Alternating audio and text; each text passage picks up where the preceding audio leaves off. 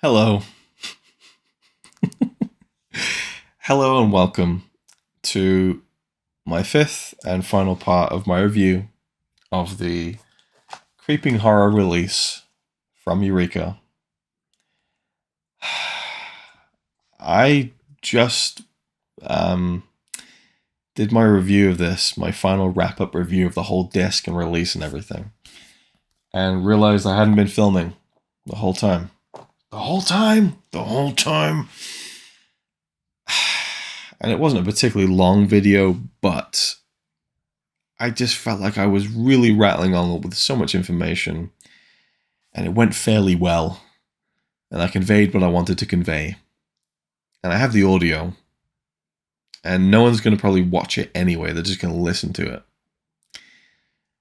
So do I be the perfectionist that I am and just refilm it all? Or do I just give you what I recorded initially and use image reconstructions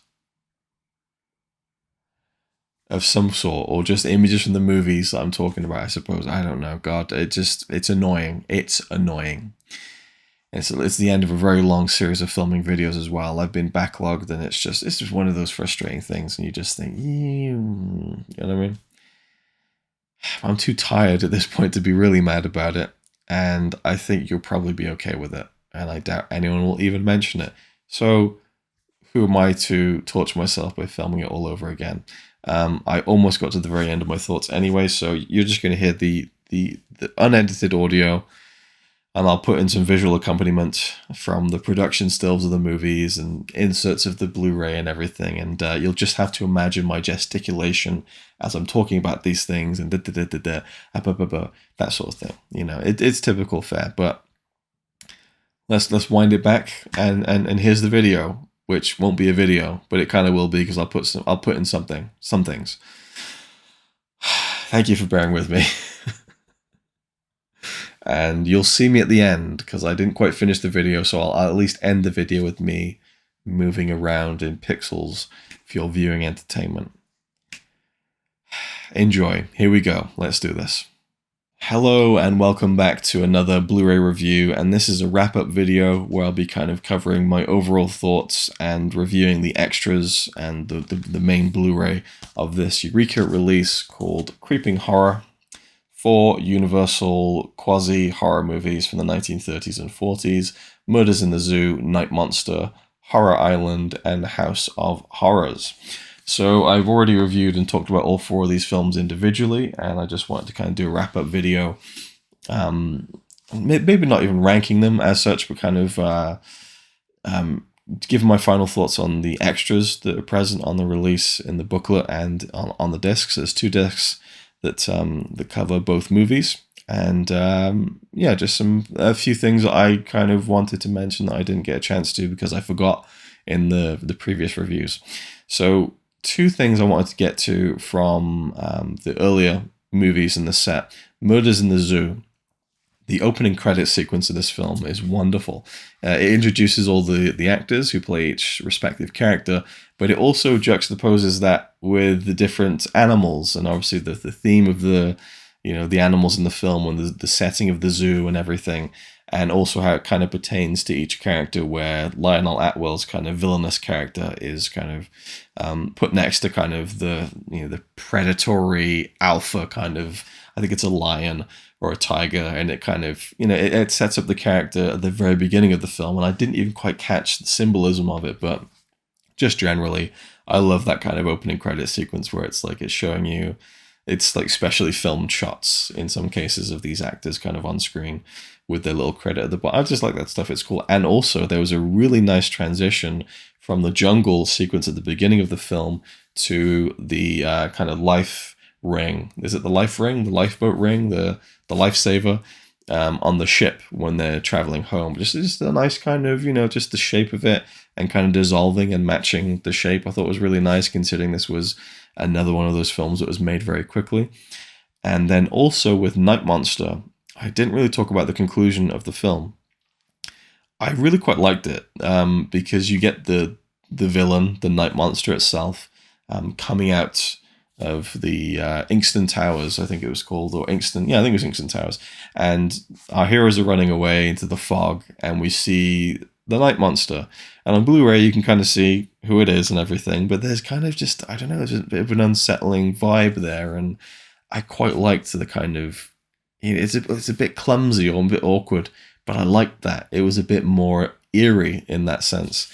But the final note of the film does very much rush into like the explanation of what happened and everything. And I think Agor Singh was the character who kind of just sums it all up at the end, and then it's the end of the movie. But I did quite like the conclusion of Night Monster. I don't think it's great, but I kind of enjoyed it anyway. So the on-disc extras for this set across the two discs, we have audio commentaries for all four films, and they comprise two duos. So the first is Stephen Jones and Kim Newman, and then the second is Kevin Lyons and Jonathan Rigby. And so let me just remember and kind of compartment them off into each individual movie. So Murders in the Zoo is Kevin Lyons and Jonathan Rigby. Night Monster is Stephen Jones and Kim Newman. Horror Island is Kevin Lyons and Jonathan Rigby. And then finally, House of Horrors is Stephen Jones and Kim Newman. Both of the respective duos, you can tell that they're friends and that they have worked together a lot, and they have a rapport which is really nice to listen to. And they're both, all four of them, but also together, have so much knowledge on these types of films. And so it's really a joy to listen to and to get a lot of background information about a lot of the actors. And they tend to do that. They'll kind of pick out a side actor from the film and say, like, well, this is when they were born, this is when they died, and these are some of the notable things they did with their career. I really enjoyed all four of them, really. The one specific thing I wanted to point out was the House of Horrors commentary, the final of the four. I did flag a little bit. I didn't listen to them all in a row or anything, but right at the beginning, Stephen Jones is like, it seems like he's so excited to talk about the film. And usually with him and Kim Newman tends to dominate proceedings a little bit, and he will steamroll Stephen a little bit. If he has something that he wants us, he'll talk over him and make sure his point is made. Not in a dickish way. I've mentioned this before, but it's, he kind of lays the law down a little bit. But in this one, Stephen Jones, he put his voice up there and he was going to get his points out. And I like that. It showed a bit of like, he's so excited about it. And it comes from a place of love, I think, of them just wanting to talk about certain things and get certain facts out and stuff. And I really enjoy that. But I feel like they mentioned that, wow, we've only got an hour to talk about this film, and they got so much to say, and they pack it in so tight that in the last like 20 minutes of House of Horrors, I feel like it flags a little bit. But that's like it's not even a criticism. It's just something that I noted, like, yeah, I feel like they kind of maybe burned themselves out a little bit early because they wanted to get so much in, and there was, a lot to talk about. But, there's so much background information from the studio system at the time, and I really enjoyed, probably my favorite commentary was the one on Horror Island, because one, it was my favorite film on the set. Two, they talk a lot about the production history of it and how it was, filmed and edited and released in 1 month and everything. And just more background on the actors, particularly the actor who played Thurman Coldwater in Horror Island. Let me get his name up again so I can credit the guy, Lewis Howard. And I had actually read this story because I do a little bit of my own research on these Blu-ray reviews beyond all the extras.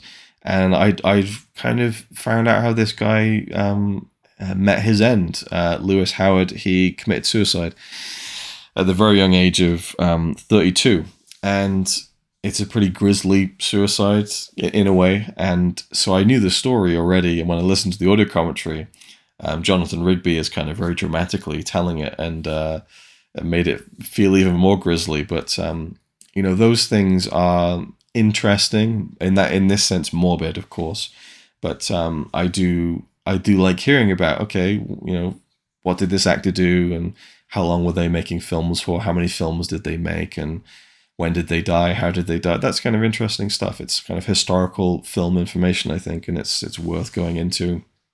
And getting to hear them talk about how much they enjoyed Janet Shaw and the Night Monster commentary was really nice as well. And they comment on the things that maybe don't make sense or whatever, and they kind of poke fun at the movie at times in a way that's enjoyable and not kind of in a not a demeaning, but like they don't really knock the movies. They look at the good point. They'll even say like this isn't a particularly great film, and this isn't that good, and maybe this this and that. But they always focus on positives as well, and I really enjoy that type of perspective on a film, or that type of approach to a film when talking about it, is not to look at all the flaws and say like this sucks. Like, and obviously these guys are in the bag for it. It's the kind of stuff that they enjoy and have written about in print, so it's part and parcel of getting the right people to do these kinds of commentaries. But I thought that all four commentaries were really, really good and enhanced my enjoyment of all the films. So yeah, really, really great stuff from all four of those commentaries. Then we have trailers for all of the films except for Murders in the Zoo. So we have a trailer for House of Horrors, Horror Island, and Night Monster. And a couple of them I think I saw at the end of the trailers, it said re-released in theaters. So they might be re-released trailers, maybe not the original trailers, if there even were any, because some of these films were like B-movies. Universal would pass them off to smaller towns and smaller cinemas and things, and so maybe they didn't even budget for full trailers, but when the films were re-released later on down the line, maybe that's when those trailers first came into effect. But no trailer for Murders in the Zoo, 3 for the other films. The House of Horrors trailer, I noted, was the title card at the end shows this spooky haunted house kind of thing, which is nothing like the film, doesn't appear in the film whatsoever. The Horror Island trailer, and I've talked about this throughout these past 5 videos about how like some of these films aren't really what we'd call horror movies, but the actual Horror Island trailer, which I think was also marked a re-release trailer, but nevertheless is touted as a Universal mystery thriller, which I think is much more apt than a horror movie or a horror chiller. Even though that they were marketed also as such when the smaller cinemas and chains were kind of trying to promote them and get people into the through the doors and into the seats. So I love that they include those trailers. They're always fascinating to me to see how they're edited, how they angle the movies and stuff, and it's just even just seeing the fonts that they used. I'm a nerd for that shit, so I'm glad that they include that sort of stuff. There are also still image galleries for each film, which comprise production stills that photographers would take on set to kind of capture, feelings of scenes and characters, and then also like poster artwork and things like that. So really, really good stuff. I like that extra added value to a film on Blu-ray where you just get like nice extra material like that. So that's everything on disc.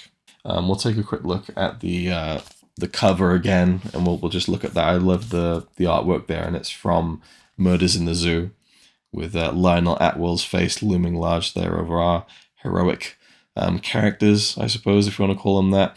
And just a really nice looking slipcover. I like the yellow and kind of black kind of theme on the back there.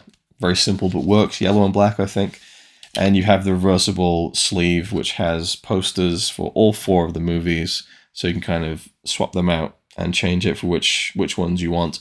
I personally think I'll go for the one with Horror Island because it's the one that I enjoyed the most. But, it's nice to look at them and see, as always for me, just seeing the historical kind of original posters is fascinating from a promotional point of view, but also an artistic point of view. And finally, of course, we do have the booklet. So the booklet has 4 essays, 1 for each film, by 2 different writers. So the first one here, along with the cast listings at the beginning, but we have They Love, They Hate, They Kill, Investigating Murders in the Zoo by Craig Ian Mann. And then we have one on Night Monster, which is written by John Tolson, which is a blitzkrieg of terror, Night Monster. And then we have one on Horror Island called Swell Horror Show Stunts, Ballyhooing Horror Island by John Towson. And finally, Meet the Creeper, Exploring House of Horrors by Craig Ian Mann. Now, 4 very different, 2 different approaches to these essays, but I will say I loved this booklet. You get some images of the films and stuff. You got the creeper there on the front, or on the back, I should say, of the booklet. And then we have my favorite characters from Horror Island there, Leo Carrillo's character, Tobias Klump. And I just really enjoyed the angle that both Craigie Mann and John Towson took. So Craigie Mann, he writes about the films Murders in the Zoo and House of Horrors from a critical kind of analytic perspective. So he goes into things that I hadn't really considered with those two films that I really found valuable once I'd read those essays. I thought, oh, that's kind of enhanced my appreciation for both films. So with Murders in the Zoo, he talks about the portrayal of toxic masculinity as a bad thing, and how that's even more relevant today than it was then, perhaps, and how it treats, this sexual abuser, this man who kind of, routinely rapes his wife, from what we understand from the dialogue, and that's something that's certainly sneaked right in pre-code there. But that was, and also the relationship between Gorman's character, played by Lionel Atwill, and kind of the animals that he is so wrapped up in, the ones that he captures and brings back to the zoo. He has a love for these animals and creatures, and he talks about it in the film a little bit. And this primal aspect of it, and how he views himself as a kind of a predator and an alpha, and how he kind of takes, and I didn't really think about that when I was watching the film, but it makes so much sense. And so maybe you might say that, I was just an idiot for not picking up on that maybe fairly obvious kind of symbolism, I suppose, but I just loved the way that he worded it, and also how, like, this extramarital affair in the film is not treated as this kind of sinful, evil thing as it often was in films of that period. So very interesting essay.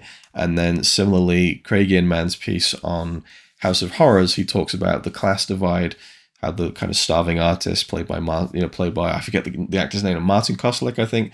The Marcel is the character, and the rich kind of art critics and stuff, they're painted in, well, you could say that Joan Medford is more of a sympathetic, much more of a sympathetic, because she's kind of the hero of the movie, but they definitely hint towards kind of the class divide there, and he sums it up much better than I could. So just read the essay, I suppose. I don't want to go into everything and butcher the points that he was making, but also he talks about how Joan is the one who kind of unravels the plot and the killer and everything, and is a bit more capable than the men, and also the subtext of the fact that the art critics are getting murdered in the film. And so at this point in time, when horror movies like this were being made, they were looked on with disdain from critics who were saying, "Oh, haven't we seen enough of these worn out, tired, cliched, low rate, B-class horror movies?" And so it's almost like the writer is taking out his own personal revenge on them by having this creeper character kill off an art critic or two, and anyone associated with that world. And there's definitely something to be said there, I think, that I didn't even think of. And well, they do actually say in the commentary, I should say, Kim Newman mentions that most often when you see a critic in a film, they're very negatively portrayed. It's very rare you'll see a critic who's seen as a good person in a movie, and it's usually because filmmakers have been criticized, and so they like to kind of get their little jabs in, and in this case a very, very large one with having Alan Napier's character killed off. And anyway, so I liked Craigie and Mann's kind of perception of those two films. And then John Towson, he talks about the promotion of Night Monster and Horror Island. So he doesn't really talk about the production history of the movies at all. He just talks about how these movies were handed out to small theaters. I don't know if you call them theater chains, but local cinema owners and things like that in small towns as part of a double bill. And they would be tasked with promoting the film themselves to make more money, for their own cinemas. And then obviously in turn, I don't know exactly the specifics of where all the money is going and everything, but it's really interesting how it goes into a lot of like specific details of like, okay, so this guy who ran this cinema in this town, in this state of America in 1942, would send a boy out through the local town with like a billboard, and, or not billboard, the things that they kind of hold over their chest and back. and saying, like, dressed up as a spooky skeleton or whatever, saying, if you think I'm creepy, come and see Night Monster, and not like radio ads, print ads in the local newspapers, contests, giving away cash prizes, handing out faint checks, where, like, if you faint during the movie, this check will give you an admission to see the film again, all sorts of stuff. And it goes into the history of, like, other tactics that were used for movies around that period, and maybe the 30s and 40s, of, like, firing off a gun behind the screen during a horror movie, or having, like, plants of girls who would scream and run out, when, it's all part of the show in a way. And it kind of is fascinating, really. The word ballyhoo and ballyhooing are used maybe about 30 or 40 times. So it really hammers home the term ballyhoo, and even the title of one of the essays includes that. But that was really interesting to me, and just, like, even seeing breakdowns of, like, dates, like how many thousands of dollars it made on this date, and the snowball effect in some of the films that maybe weren't as successful when they were first released versus, I haven't even been filming this whole time. Oh my god, I wasn't filming this whole time. What a fucking nightmare. So yeah, that was the point where I kind of realized I wasn't even filming, and so I was talking about the ballyhooing, right? So let's just round this thing off. So I loved all that stuff. It was really interesting stuff I'd never really heard too much about before with other movies, and just the fact that Universal wouldn't really even run these films in kind of the big chains, or the notable cinemas where the A pictures would run and stuff. So it's kind of these poor old little B movies that would get scuttled off to kind of, Sheboygan, Wisconsin, or whatever. So I just really interesting stuff from a historical perspective, and I thought they were really well researched, and a lot of, like, reviews of the film from the time period in both of those pieces by John Tolson as well. And I liked reading those reviews and seeing the contrasting opinions. So really good stuff. Loved the booklet, and great commentaries, some fun trailers, stills galleries, and 4 lovely kind of what I would class as hidden gem type movies, which I'd never heard of before. And I doubt I could probably find someone who I know in real life who's ever seen or heard of any of them. But that's what I love about collecting films. That's what I love about these blind buys, what I love about these boutique labels, and also just the transfers of these films. I think Murders in the Zoo looks the weakest because it's the oldest, from the 1930s. But, once you get to the other 3 movies, the transfers are excellent. You just great detail. I love seeing all that black and white stuff in the best quality possible. So for me as a film fan, stuff like this is great. I wasn't really hugely sold on this when it was announced, but I was definitely up for giving it a shot, and I'm so glad that I did.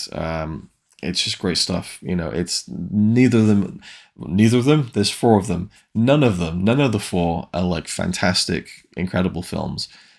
But there are great little things in each of them. And I think if I was to rank them, I'd probably go Horror Island, House of Horrors, Night Monster, and then Murders in the Zoo. But they're all really good. And one thing I also didn't mention, one final thing, there's probably more that I forgot, because there's 4 movies, and you get jumbled around sometimes when you watch 4 films in quick succession. But in a film like Murders in the Zoo, where I feel like it flags a bit, towards the end, but then the last 5 minutes are great, and, like, the ending is fantastic in that film. It kind of really saves the day. Then Horror Island, which I loved the beginning of and the middle of, and then the ending is kind of, okay, it kind of wraps itself up a bit quickly. It's not too dramatic or anything. That was annoying, because I'd like it to be great all the way through. But that's what happens sometimes, especially with films like these, which are very much production line pieces. But you get these, there's the great conversation of art versus commerce, where, movies are made to make money and all that kind of stuff. It's soulless or whatever. And yeah, the baseline for most movies, almost every movie really, it's called show business for a reason, is to make money. And the studios will do what they can to maximize profit. But there's always artists inside that bubble who are trying to make their way, and they're trying to do good work. And I think that shines in films like this, where you have these actors who really bring a lot to certain roles, and even cinematographers who have 12 days to work on a movie, and they still go to the extra effort to make that shot look really good. And I'm here some 60, 70, 80 years later going, that's a really good shot. You know, I appreciate that. I think that's kind of cool. Anyway, it's a kind of a time traveling high five to the people who kind of did good shit within the production line process of Universal's, B-movie film production line thing.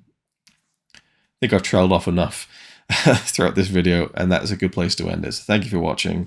I love this set, love talking about it, and I will see you mercifully in the next one. And thank you for suffering through however this video turned out. It was what it was, but, you know, what more is there to say?